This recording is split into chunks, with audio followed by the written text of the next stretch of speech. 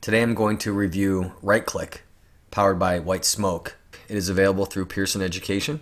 All you do is paste the document to be checked. Now this is not a web-based program. It must be downloaded onto the computer. The drawback here is that it cannot be used on any computer at any time at any place. Once the text is in, we will go ahead to the bottom right hand corner and check. It's pretty quick. Notice it found 11 grammar errors. So we're going to look at some of the strengths and weaknesses of the program, as there are both. One of the biggest strengths is identifying commas with introductory elements.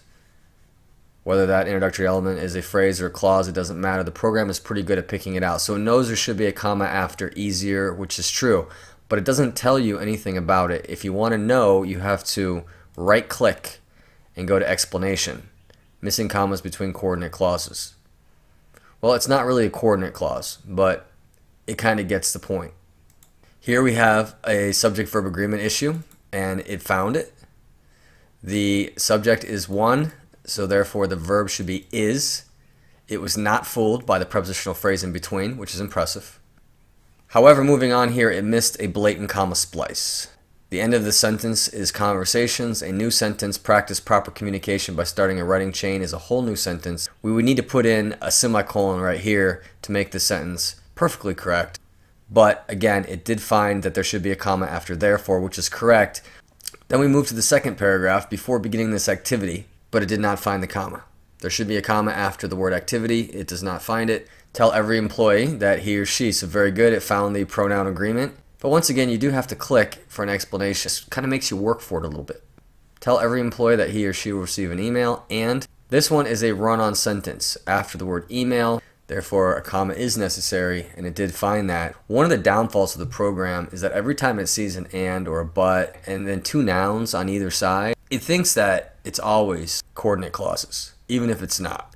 So the program is really unable to identify between a dependent clause and an independent clause, or a complete sentence and an incomplete sentence. So he or she should respond with the information. In this case, I'm going to disagree with the program.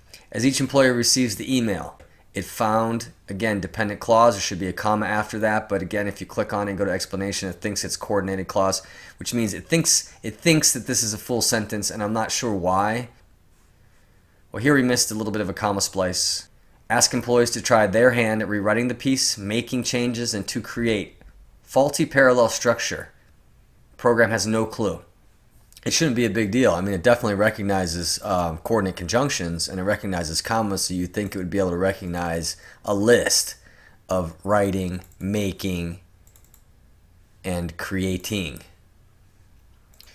So the last sentence, everyone benefits from the instruction in the end. We have a little bit of a misplaced modifier because we're not talking about the instruction in the end.